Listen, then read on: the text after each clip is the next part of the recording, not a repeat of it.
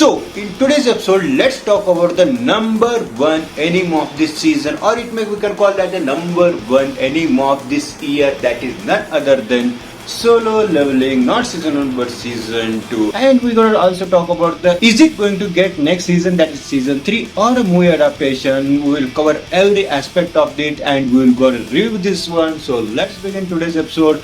Welcome back to Anime PTB. As usual, don't forget to like it, share it and subscribe it. Whenever we are going to talk about the Solo Leveling, everybody is saying that it's one of the best anime they have seen, one of the best Korean adaptation, and many people are also saying that one of the best manga to anime adaptation. So is it true? According to me, yeah, it's true, that because the way they have animated and the story goes on, it definitely match with the pace and everything coming into one tune or one line. I believe that this is one of the best anime adaptation from manhwa. I'm not going to talk about the storyline of it because you all know that how it is just a reincarnated overpowered stuff and little less kind of the romance thing. It's more towards the revenge, or we can say that action adventure kind of anime, but this anime provides you a fresh vibes, moving away from the typical manga style adaptation and storyline. Storyline is the main aspect of this anime. Not only that, in season 2 we got more overpowered, more revenge, also more of the savage moments. So these are the moments which will keep us addicted to this anime. And also when we come back to story, it's not only about the animation but also the fighting sequence, how the hero wins, also how the story moves on. From that point on, it's always kept rising and rising. And at the end, we got the Ant arc.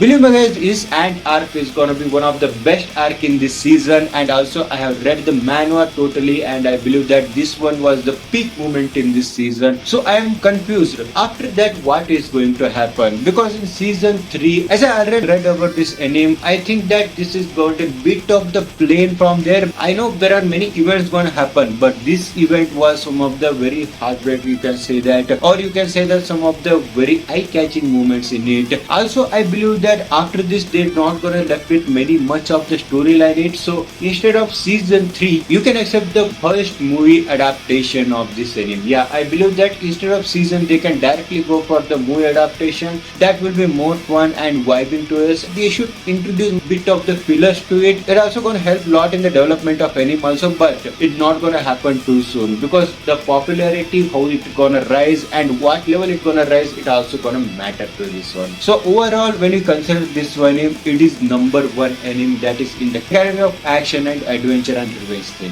One more thing I want to say, that if they're gonna change the storyline, because you know what happened with the original author of this, if they want to tune with the storyline, I will be very happy this anime, because how this anime ends is also makes you sad and you want to see more and more of this anime. So at least they have to fill the pillars or they have to change the storyline, then I think it's gonna be more awesome and more rocking to this one. Not like how they have done with Code Geass, it was totally injustice. I believe it was good with movie, but how they have introduced the new MC, I don't like that one. So if they carry out with the fillers or some of the bit of the more glorified storyline, then it will be perfect in this one. This is all talk about the number one anime of this season. Let me know how you felt after watching the season 2 of Solo Leveling. Until that, don't forget to like it, share it and subscribe. Anime PTB. Meet you in the next episode. Bye bye. Sayonara.